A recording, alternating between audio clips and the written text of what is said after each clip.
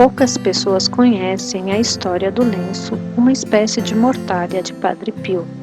Mesmo na internet, pouco se fala sobre esta relíquia. Conheçamos um pouco da sua história. Francesco Cavatini conheceu Padre Pio em 1967. A história desta relíquia foi contada por Francesco, um proeminente industrial veneziano, que morreu em 2005.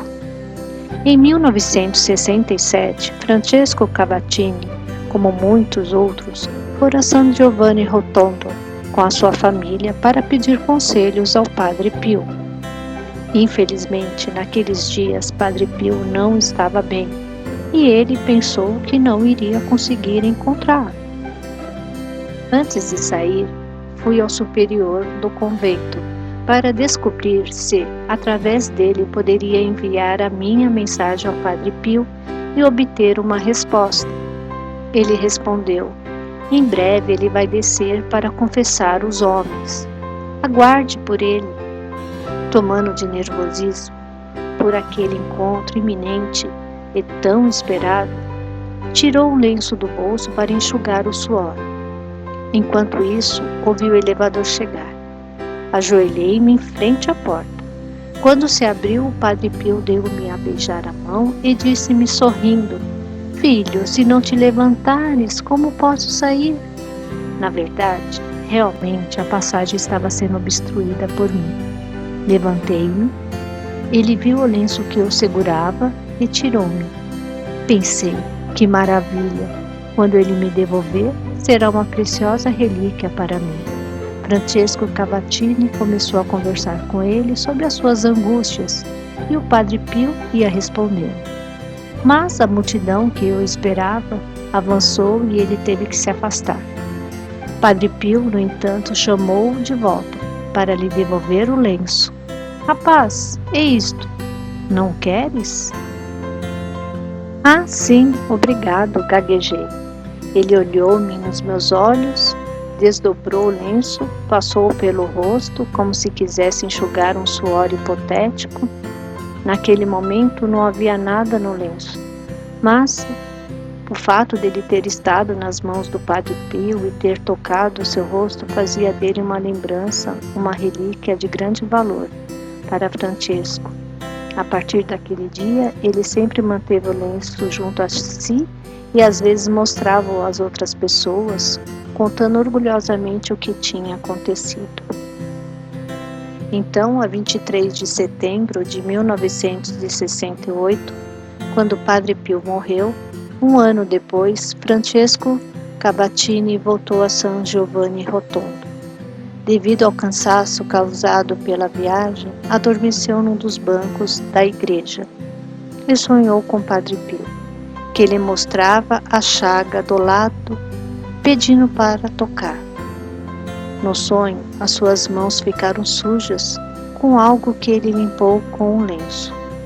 Quando acordou, por uma série de circunstâncias, começou a olhar para o lenço que Padre Pio segurara nas suas mãos, e ali começou a ver as mesmas marcas escuras que deixara no lenço ao limpar as mãos num sonho. Essas marcas tinham a aparência de um rosto humano. O tempo e a oração fizeram com que ele entendesse melhor o que acontecera. Essa imagem era o rosto do Santo Padre Pio e da parte de trás era o rosto de Cristo.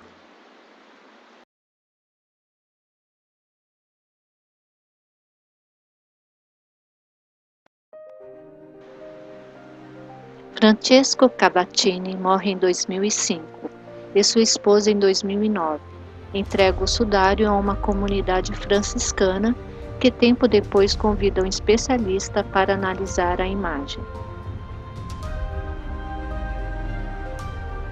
Professor Júlio Fante segurando uma réplica, com os dois lados do paninho que enxugou o suor de Padre Pio.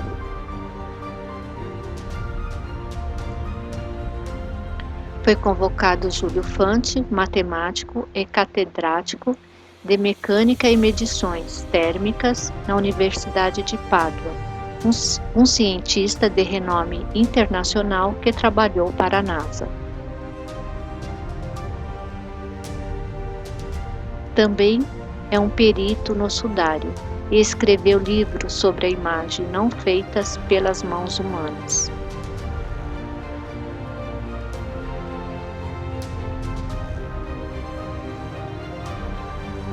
Ele realizou exames científicos do pano com a técnica mais modernas de análise fotográfica, ultravioleta, infravermelho, microscópio eletrônico, etc.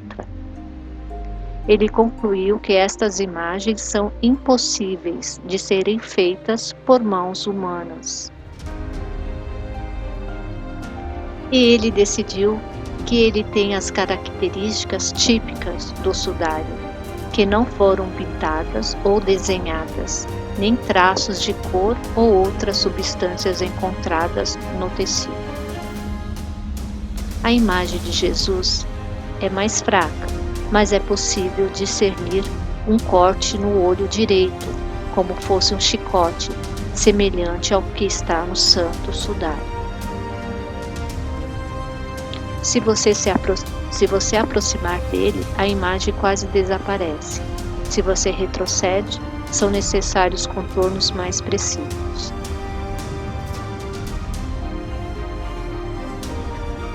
Como é o Santo Sudário.